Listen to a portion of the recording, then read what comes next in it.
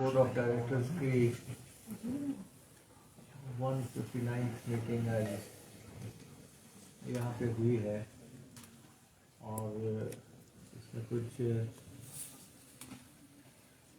Important फैसले जो लिए गए हैं वो हम आपको अवगत करवाएंगे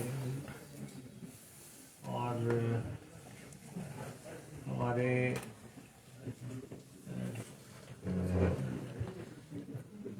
वाइस चेयरमैन बोर्ड में अपॉइंट हुए हैं अजय वर्मा जी, इनसे आपका परिचय वैसे होगा, लेकिन दूसरी बात हम आपको सूचित कर रहे हैं कि आवाज़ कम आ रही है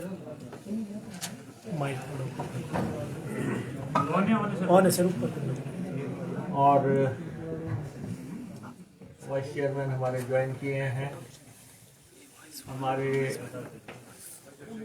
प्रिंसिपल सेक्रेटरी जो है वो एडिशनल चीफ सेक्रेटरी की भूमिका में आए हैं और दूसरा परिवर्तन ये है। और थर्डली रोहन ठाकुर जी एक बहुत बढ़िया पारी एज मैनेजिंग डायरेक्टर HRTC की इन्होंने खेली है और दिल्ली डेपुटेशन पे जा रहे हैं, तो इनकी सर्विसेज को भी HRTC ने रिकॉर्ड पे लिया और इनको अप्रिशिएट किया, जो जिस तन्मयता से, जिस लगन से और समर्पण से इन्होंने काम किया। तो एक तो ये 3 अहम मसले थे और आज HRTC में सबसे जो इम्पोर्टेंट फैसले हमने लिए हैं, बहुत देर से ये चर्चाएं चल रही थी बसों की खरीद को लेके। आज उसको हमने यहाँ पे फाइनल भी किया है और आगे राज्य मंत्रिमंडल को भी मंजूरी के लिए या सूचित करने के लिए भी हम उसको भेज रहे हैं। तो एक तो हम 297 ई बसेस जो है टाइप 1 उसका सारी औपचारिकताएं पूरी हो गई हैं और उसको फाइनल करके परचेज कमेटी की रिकमेंडेशंस को एक्सेप्ट करते हुए हमने उसको स्टेट कैबिनेट को भेजने का फैसला किया, क्योंकि इसके लिए जो पैसा है वो राज्य सरकार दे रही है। तो राज्य को ये भेजा जा रहा है, लेकिन ये 297 ई बसेज मुझे लगता है कि आने वाले 4-1 महीने के अंदर हिमाचल प्रदेश में आनी शुरू हो जाएंगी और चलनी शुरू हो जाएंगी। एट द सेम टाइम हमने 250 डीजल की ऑर्डिनरी बसेस को का टेंडर करने के लिए इजाज़त दे दी है और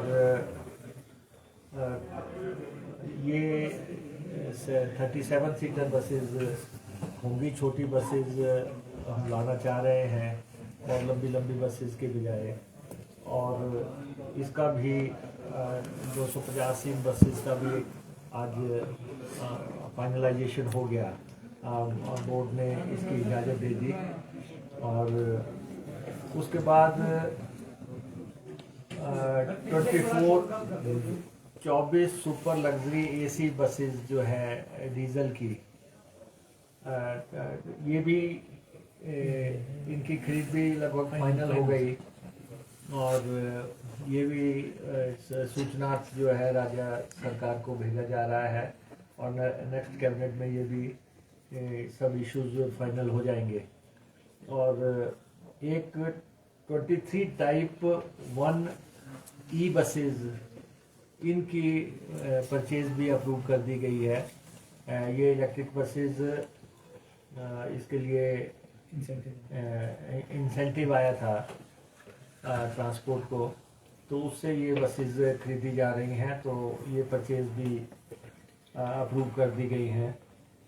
और मिनी जो टेम्पू लेने थे, हमने टेम्पू ट्रेवलर लेने हैं, जो कि 100 का हमने फैसला किया था, लेकिन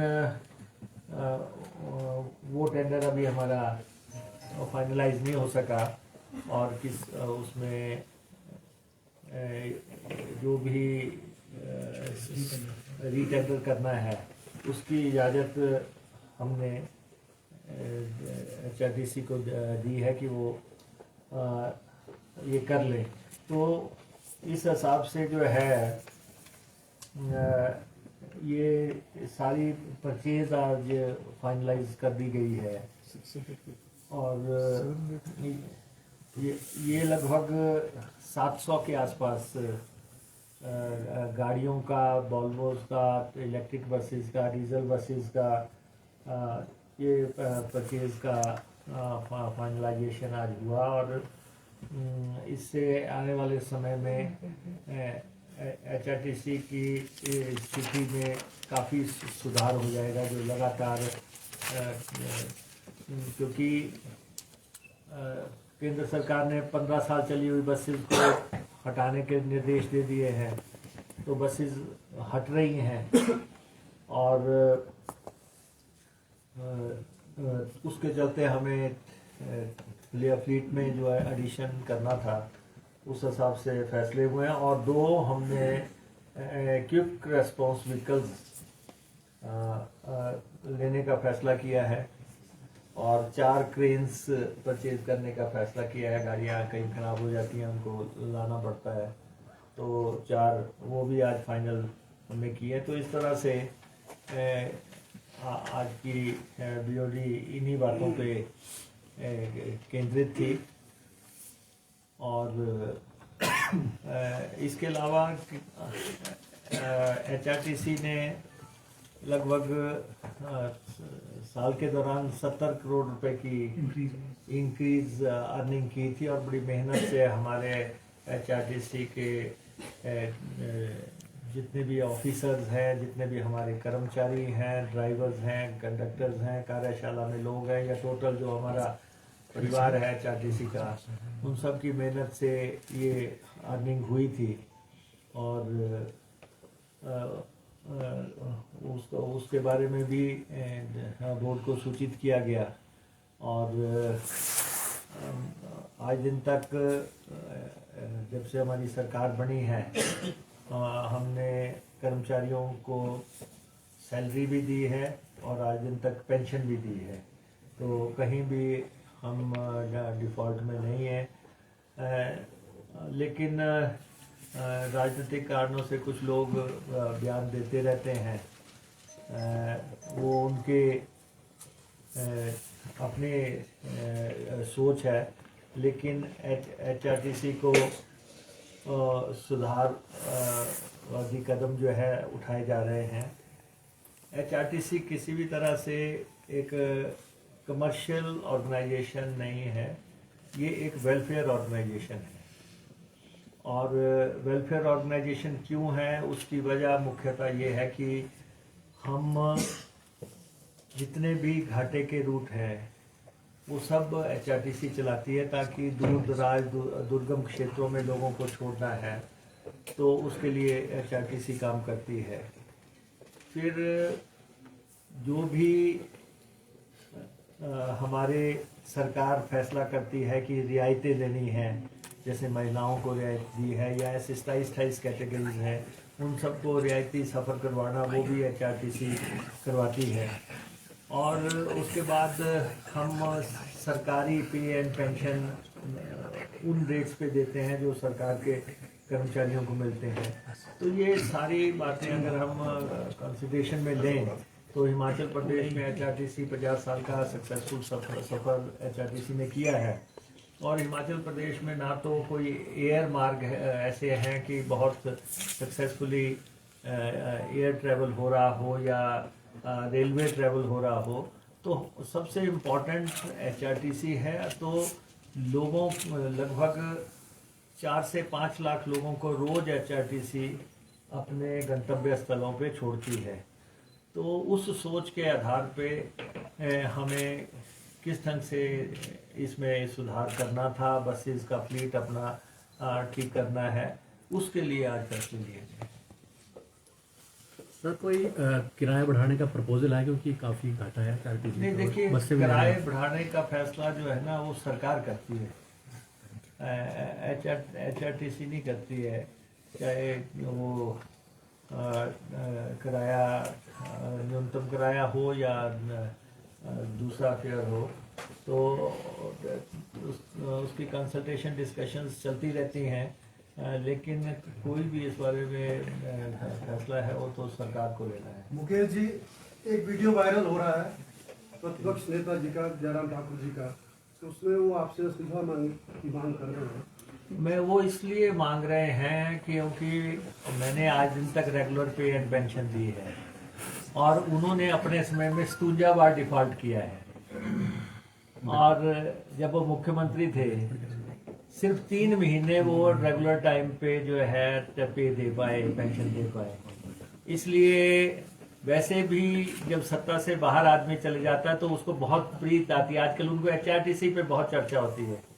आपकी सूचना के लिए 10 करोड़ रुपया जो है, जो उन्होंने रैलियों में कार्यक्रमों पे खर्च किए, वो डिफॉल्ट करे पैसा बिना दिए चले गए थे। 10 करोड़ रुपया अभी भी मैंने 2.5 करोड़ रुपया चुकता किया है, अभी भी 7.5 करोड़ रुपया जो है HRTC की देनदारी बाकी है।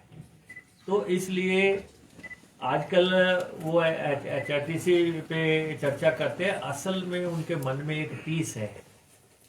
उनको ये लगता है कि जो मैं मुख्यमंत्री की कुर्सी से हटा, उसमें नेता प्रतिपक्ष की कोई ना कोई जो है भूमिका रही होगी, तो बैठे उठते कहीं याद आ जाता है तो उनको वो कहते तो मुझे है कि दौरा पड़ता है, लेकिन मैं समझता हूँ कि कहीं उनको तो नहीं पड़ना शुरू हो गया कि बार बार जो है वो HRTC में आज दिन तक तनख्वाह जो है टाइम पे दिया, हमने किसी भी ढंग से दिए है। इतना बड़ा भारी भरकम बोझ वो जो है कर्ज का छोड़ गए, और उसके बावजूद जो है हमने HRTC को तनख्वाह और पेंशन में डिफॉल्ट नहीं होने दिया है। और कोशिश हमारी है, ठीक है, कर्मचारियों की मांगे हैं, जायज़ मांगे हैं, उनको कैसे पूरा करना वो अलग काम है, लेकिन लगातार हमने बोर्ड के कामों में भी सुधार किया है। एक एक आदमी की परफॉर्मेंस मॉनिटर हो रही है। एक एक गाड़ी के जो गाड़ियां हम चला रहे हैं उसका कितना, एक एक रूट को हम मॉनिटर कर रहे हैं कि कौन घाटे में है, किस वजह से घाटे में है, वो हर चीज मॉनिटर हो रही है। RMs मॉनिटर हो रहे हैं, ड्राइवर कंडक्टर्स मॉनिटर हो रहे हैं, हर चीज। और ये कोई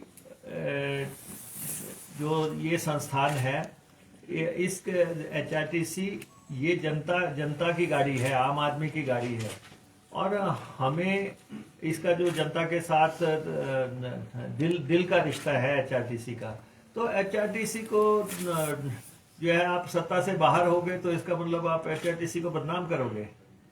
आपने अपने समय में क्या किया है, आप उसका जरा अवलोकन तो कर लें। आप उसका अवलोकन कर लेंगे। आप आज आप कर्मचारियों के हितैषी बने हुए हैं, आप कर्मचारियों का 11,000 करोड़ रुपया दे के नहीं गए, एरियर्स आपने दिया नहीं, भारी भरकम कर्जा आप खड़ा करके गए हैं। लेकिन मैं उन बातों में जाना नहीं चाहता। हम अब सरकार में हैं, हम पूरी जिम्मेवारी से हम जो हमारे दायित्व बनते हैं उसके मुताबिक HRTC को किस ढंग से रन किया जा सकता है, पूरी ट्रांसपेरेंसी से हम काम ले रहे हैं। एक एक चीज जो है जनता के दरबार में रख रहे हैं। तो इसलिए कौन क्या कहता है, अब मैं 2-3 बार सुन चुका हूं कि जी मुकेश अग्निहोत्री इस्तीफा दे दे, अब तो दे ही दे। अब जब हमारे पास बिल्स एंड वाउचर है, हमने जब वहाँ पे 12 दिसंबर को जिस दिन हमने रैली की, उससे पहले जो हमने अदायगी की है, हमारे पास वो वाउचर्स हैं, वो हम दिखा सकते हैं कि हमने कब कब तनख्वाह दी। हम दे तो रहे हैं। आप ये बताएं कि आपने रैलियां की, आपने पूरे प्रदेश में वो करके 10 करोड़ रुपए का बिल बिना चुकता करके आप चले गए, बिना दिए आप चले गए।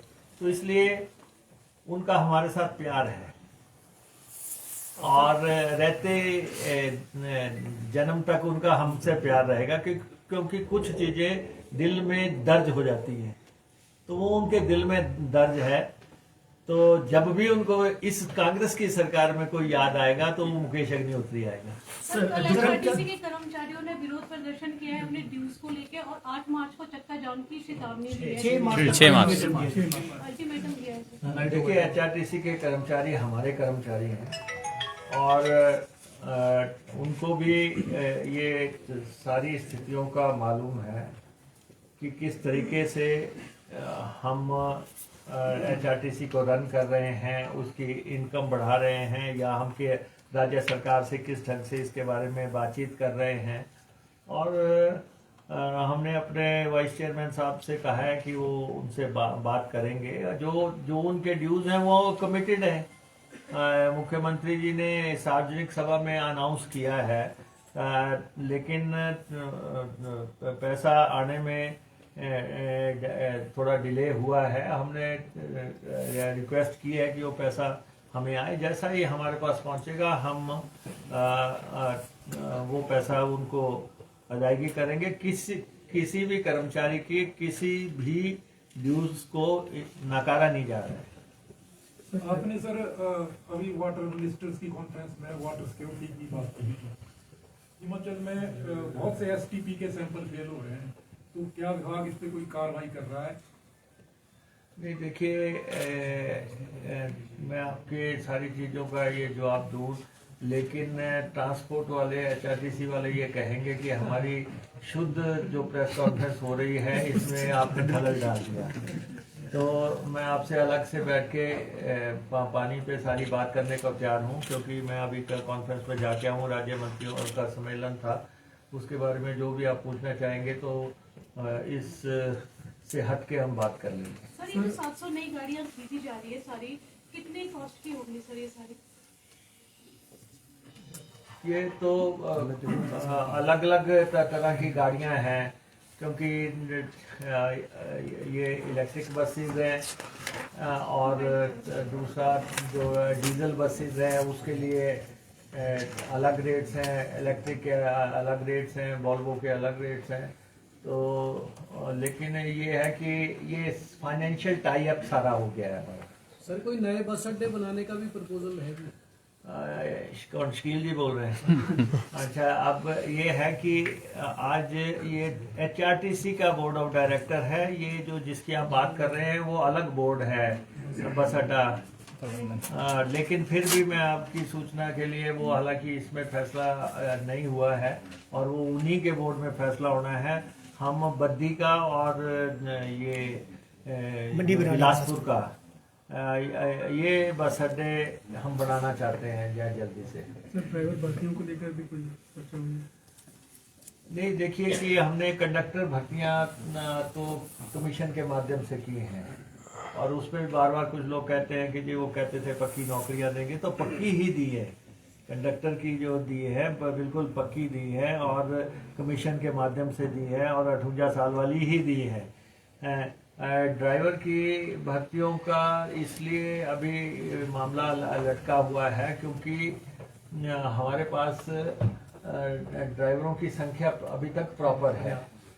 अभी तक हमारे पास ड्राइवर पर्याप्त है। हमने शुरू भी किया था ये प्रोसीजर, लेकिन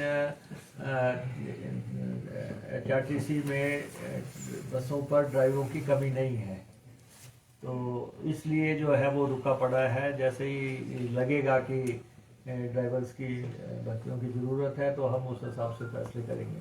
सर, प्रयागराज में इतना बड़ा महाकुंभ चला हुआ है और एचआरटीसी से नदारद रही है, क्या वजह रही है एचआरटीसी? नहीं, ऐसा है ना कि हमारी कोई बस बुक कराएगा तो हम देने के लिए तैयार हैं।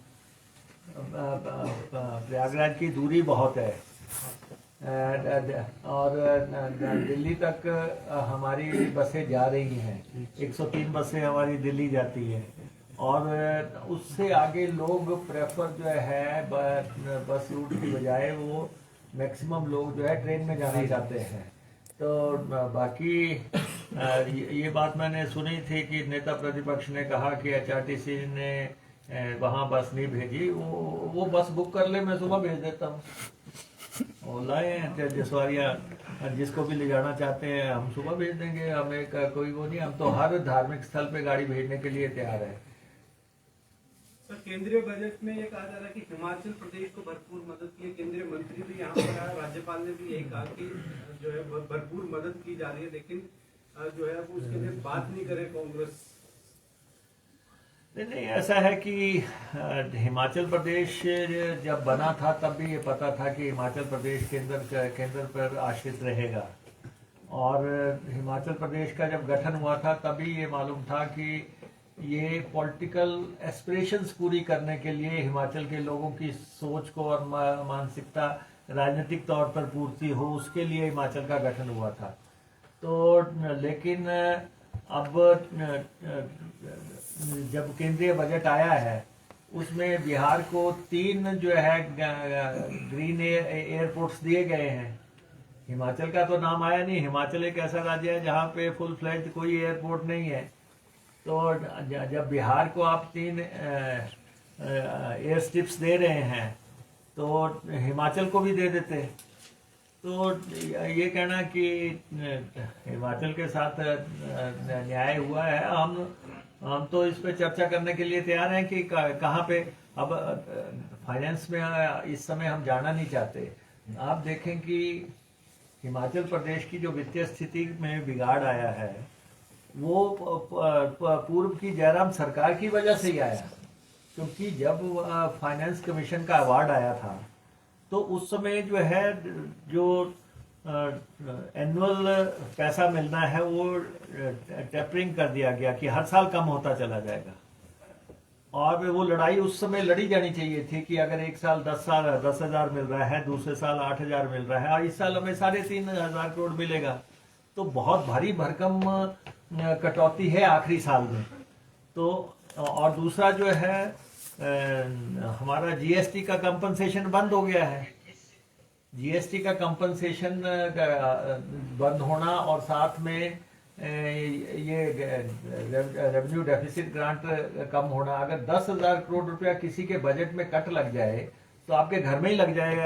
अगर 10,000 का कट भी, तो आप उसी अंदाज से लगाएं कि प्रदेश की सरकार के बजट में 10,000 करोड़ रुपए का कट लगा दिया। और साथ में आपने जो हमने ओपीएस दी है उसकी एवज में आप कहते हैं कि अगर आप ओपीएस दोगे तो हम आपको 1,600 करोड़ रुपया नहीं देंगे। और आपको जो है कर्ज लेने की सीमा को रिस्ट्रिक्ट कर दिया जाता है, या आप फॉरेन के प्रोजेक्ट्स हैं वहाँ पे आपको कैप लगा दी जाती है। तो जो लोग कहते हैं कि बहुत न्याय हो रहा है वो उनकी सोच होगी, लेकिन व्यवहारिक तौर पे आप देखें कि हिमाचल प्रदेश को फाइनेंशियल तौर पे बहुत टाइट किया गया है, ये नजर आ रहा है। सर, महिलाओं को 50% डिस्काउंट है बसों में। आप कह रहे हैं कि घाटे में ही चल रहा है एचआरटीसी। हम तो समाज सेवा भी कर रहे हैं तौर पे। आपको नहीं लगता कि जो फ्रीवरीज हैं उस पर थोड़ा सा अंकुश लगाने का समय आ गया है कि थोड़ा अंकुश लगाया जाए? नहीं, देखिए ऐसा है कि हमने कहा कि हम एचआरटीसी को वेलफेयर एंगल से रन कर रहे हैं।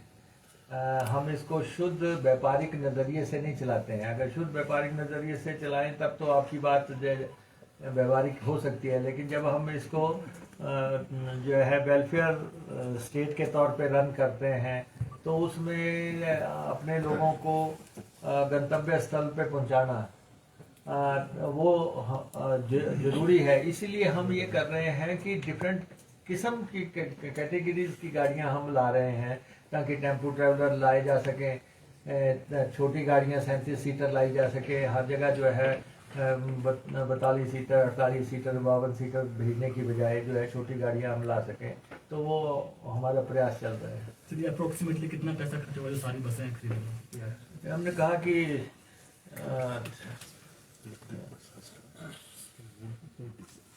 तो ये लगभग 600 करोड़ रुपए के आसपास का खर्चा होगा कुल मिला है। हाँ जी। हाँ, बढ़ भी सकता है, घट भी सकता है, टेंडर पे डिपेंड करेगा। Thank you.